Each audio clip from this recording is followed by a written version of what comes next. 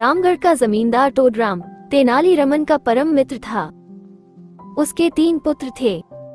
एक बार टोडराम बहुत बीमार हुआ। अपनी मृत्युशैया पर आखिरी सांसें गिनते हुए अपने तीनों पुत्रों को बुलाया और कहा, मेरे मृत्यु के बाद मेरे पलंग के नीचे खोदना। इतना कहकर टोडराम का स्वर्गवास हो गया। पिताजी का अंतिम संस्कार करने के पश्चात पुत्रों ने उसके आदेश का पालन करते हुए उसके पलंग के नीचे खोदना शुरू किया।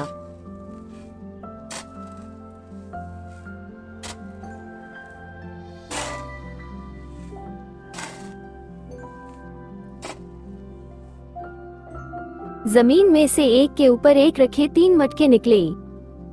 सबसे ऊपर वाले मटके में मिट्टी भरी थी, बीच वाले मटके में गोबर भरा था और सबसे नीचे वाले मटके में सुनहरी रंग का मछली थे।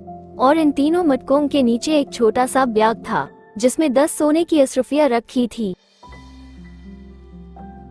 ये देखकर तीनों भाई अचंभित रह गए।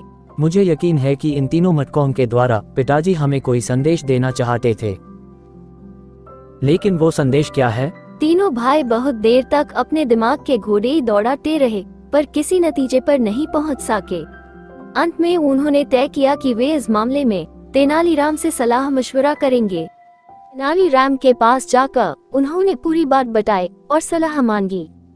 तुम्हारे पिताजी एक चतुर इंसान थे, उन्हें पहेली बुझाने का भी बहुत शौक था। मेरी विचार से यह उनकी आखिरी पहेली है जिसका हल ढूंढने का जिम्मा तुम पर डालकर वो स्वर्ग सिधार गए। दरअसल यह पहेली बेहद आसान है। ध्यान से सुनो। तुम कहते हो सबसे ऊपर वाले में मिट्टी भरी है। इसका अर्थ है कि वे अपने सबसे बड़े पुत्र को अपना खेत देना चाहते हैं। बीच वाले मटके में गोबर भरे होने का अर्थ है कि वो अपने दूसरी पुत्र को सभी जानवर और गौशाला का जिम्मा सौंपते हैं। अंतिम मटके में मछली भरे है जो सुनहरी रंग के होते हैं, तो वो अपने तीसरी और अंतिम पुत्र को अपना सारा सोना सौंपते हैं।